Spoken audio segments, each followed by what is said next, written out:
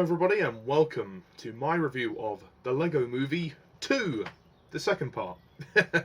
Directed by Mike Mitchell, written by Phil Lord and Christopher Miller, who directed the first movie, and starring pretty much the same people from the first one.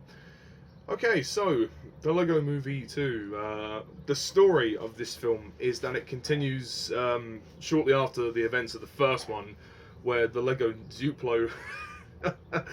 Duplos have invaded and they turn the Lego world into a post-apocalyptic manifesto. And then we forward 5 years later.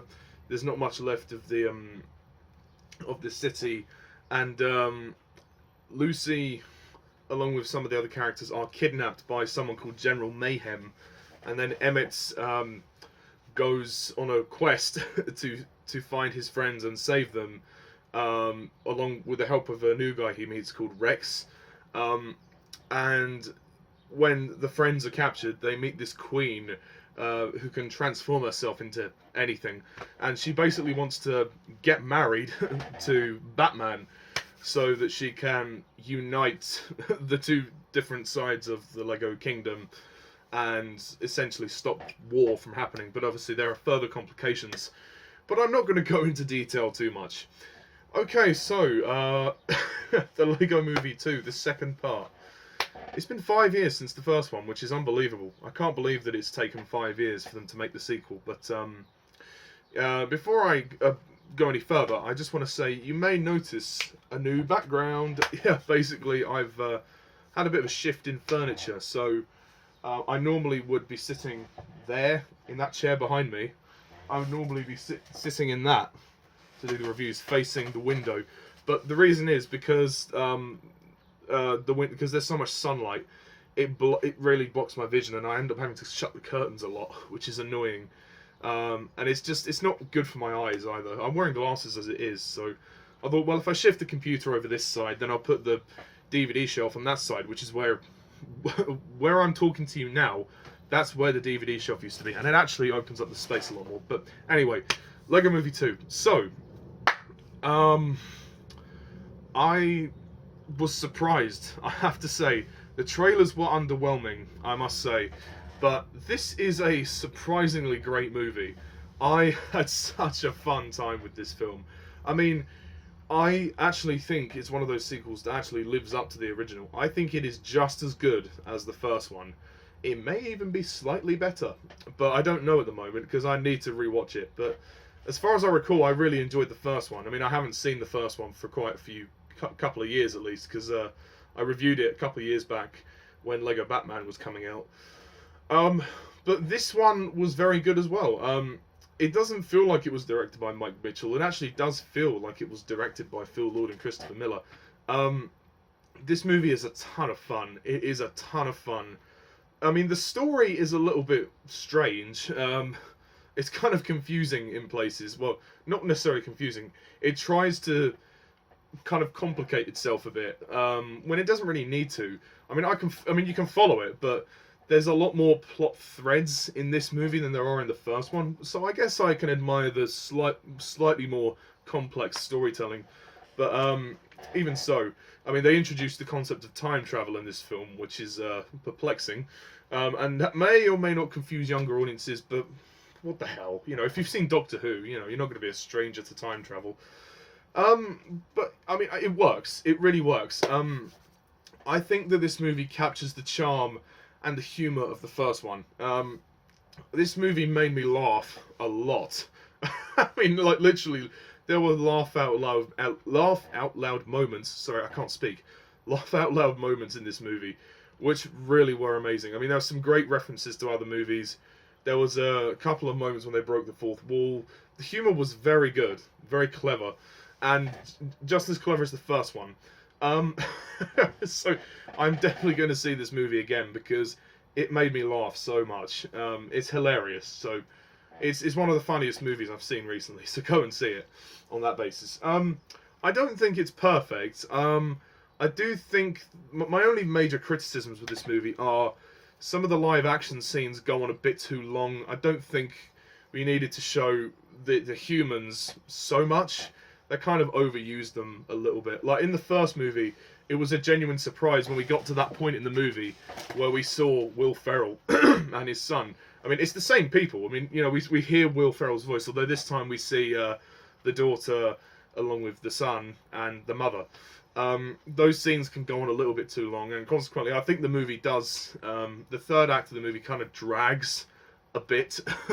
It's maybe about 15 minutes long.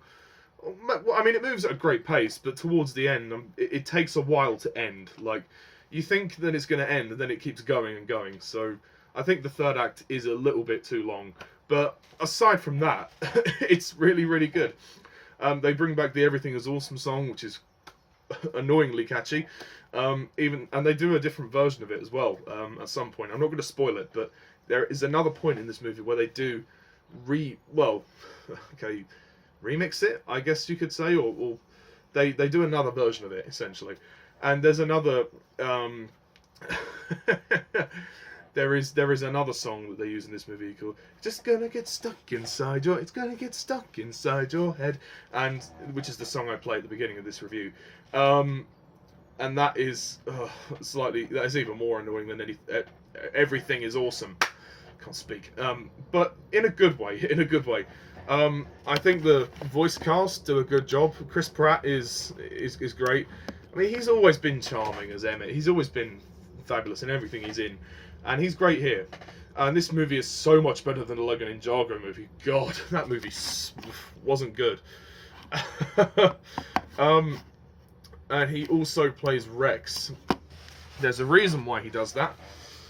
If you get the hint, well, I'm not going to spoil it, but you know, there's a reason why Emmett, and Rex are both played by Chris Pratt, and he does a good job. Elizabeth Banks as Wildstyle, or Lucy, as they call her. Yeah, she's once again very good. I think she's a bit less uptight in this movie than she is in the first one, which is good. And I like her friendship with Emmett, and it's not necessarily a romance, which is good. I mean, it's always kind of like hinted, but I think they are just best friends, which is nice. It's refreshing to see. We don't always need a romance, especially, this is a movie about Lego characters. Come on, you know, you're appealing to a young demographic here, so, but I mean, you know, that's not to say that adults can't watch it. Will Arnet as Batman, he cracks me up. I mean, the voice is hilarious, and there's quite a few Batman references in this movie, actually, and the idea of Batman tying the knot is quite funny. In this, Tiffany Haddish plays the Queen, who whatever wanna be, or whatever you want to be, essentially.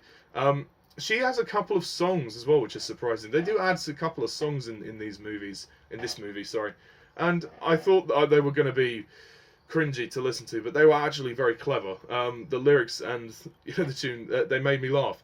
Unlike Ice Age, where they just added a song for the sake of it, and where it didn't fit whatsoever. These songs do fit, and I think they're very funny. Just to throw in the rest of the names, Stephanie Beatriz as General Mayhem. I think maybe General Mayhem's character was a little bit underdeveloped. Could have used a bit more development there. Also, another thing about Rex, his backstory is hilarious. You'll see when you see the movie. Alison Brie as the Kitty, Nick Offerman as Metalbeard, Charlie Day as Benny, Maya Rudolph plays the mother, Will Ferrell plays the dad. Little Business is in this movie, although he makes a cameo, but that's it. Channing Tatum as Superman, Jonah Hill as Green Lantern, they're quite good. Richard Ayoade. Ayoade? Yeah, Richard Ayoade. The guy from the In-Betweeners. He voices the ice cream cone. He's very funny. He's quite a funny actor. I like him very much. Oh, sorry.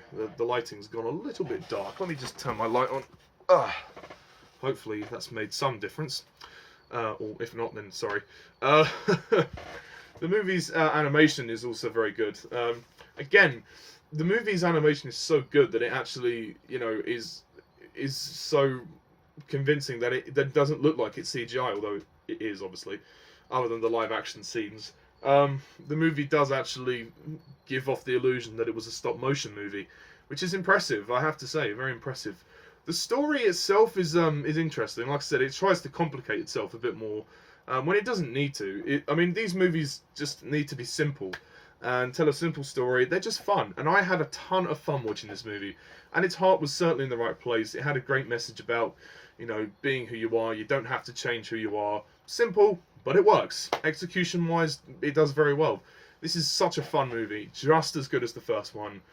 Again, music's great. I can't really add much more. I think it's great. I think it's just as good as the first one, if not slightly better. But I'm definitely going to see it again because I was so surprised. I did not expect it to be this good. So I am going to close off by scoring the Lego Movie 2 a 9 out of 10. Everything's not awesome, but that doesn't mean that it's hopeless and bleak.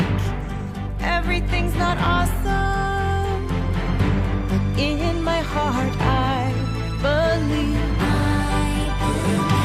we can make things better. Believe me, I did not expect to rate it this high. But yeah, totally makes up for the Lego Ninjago movie. And I would probably say it's better than the Lego Batman movie. It could even be the best Lego movie yet. It could be, but who knows? So, I really hope they do a third. The story's certainly left open for a third, but I guess we'll have to see. Okay, so that's it, guys. So thank you all for watching, and as always, I'm Mr. Tarnus11. See ya.